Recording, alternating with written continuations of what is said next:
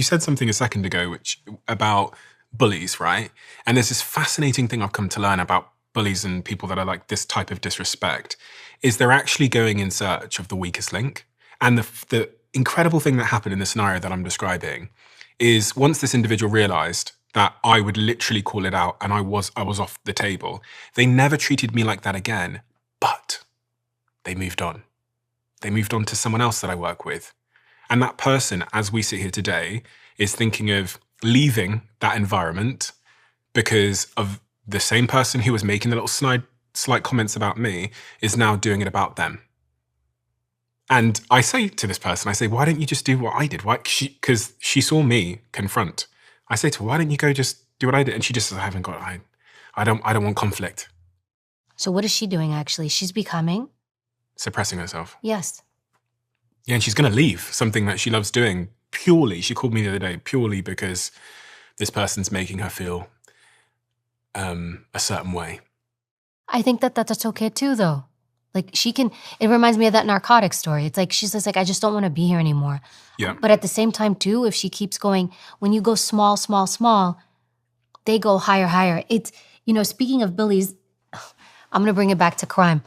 When I started interviewing suspects, right, you watch TV shows and in your head you think these predators, right, are like these like really intimidating, scary predators, the way they behave, and you think like, I'm going to get these like savages in the room.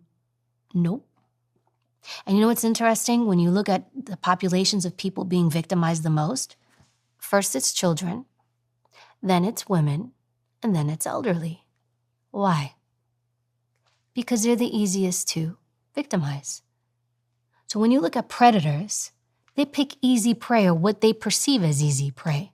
They don't want fair fights. I would sit across people in the room who did like really horrific crimes against kids, and you would look at them and you're like, you? I could eat you for lunch. A lot of times too, we build up people in our heads and we think like they're these like high apex individuals. They're not. They prey on people weaker than themselves. And why? It makes them feel stronger and better, more powerful. Why do you need to do that? Because you feel weak. That's why you do that. That's why you bully. That's why you push. Because you feel a void and you look to fill that void by taking from other people. And that's what makes you feel strong. All these predators, I never sat across from anybody, to include terrorists. I never sat across anyone and I was just like, oh, this guy's scary. Never. I'm shocked actually as I say it. I have never to this day sat across someone where I'm like, oof, not once. Everybody, I'd walk in and I'm like, you? In my head, of course, the inside voice. I'm like, you did this?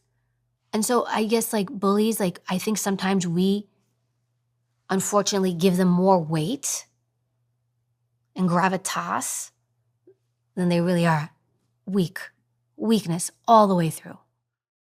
With that in mind, how do I stop myself becoming prey to a predator? You stop acting like prey. So the one thing you're not going to be is, it depends who it is. First of all, if it's personal relationships, you have to set the intention of the relationship from the beginning, how you want it to go.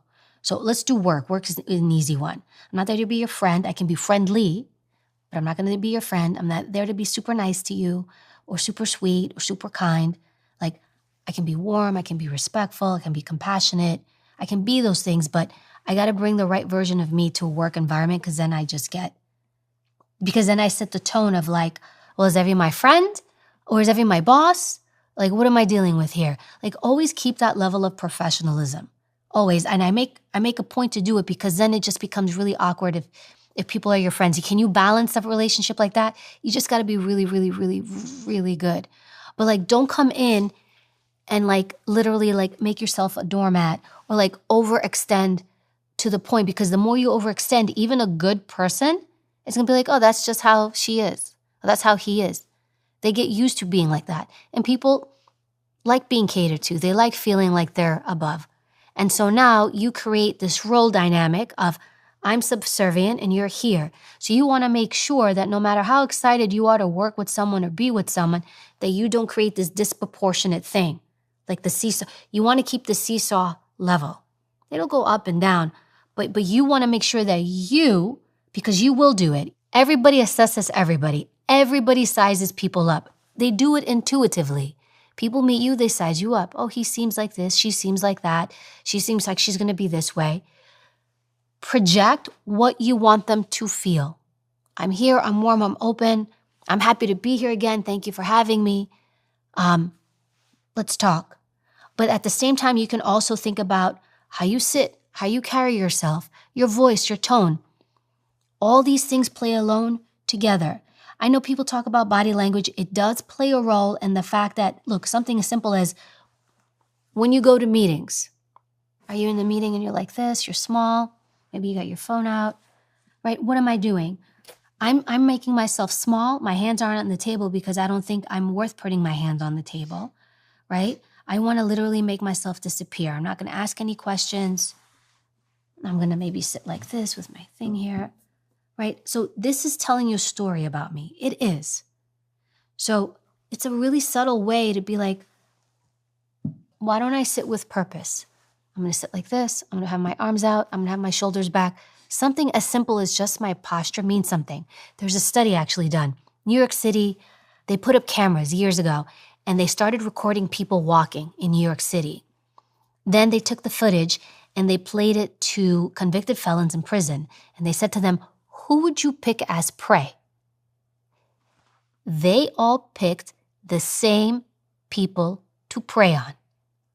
All the same people, just by walk. There were 3 types of walk they found out. One walk was, I'm walking, I'm sloppy, I'm not paying attention, I'm just like in my own space. I have really no deliberate purpose in the way I'm moving my body. Target, easy prey. Other easy prey, my walk is small, I'm more timid, I'm kind of like not comfortable, I'm like paying attention. Easy prey. Those 2, bar none, were picked. You know who they didn't pick? The walk wasn't too sloppy big. It wasn't too small. It was right in the middle. And it's deliberate. I'm in control of my body. I'm looking around. I'm present. I own my space. That person I want nothing to do with. Those group of people were not picked to be targets. So we exude vibes, energy, all that stuff. But even this tool that we don't pay attention to, our body. Think about how you use it to portray yourself when you're out there.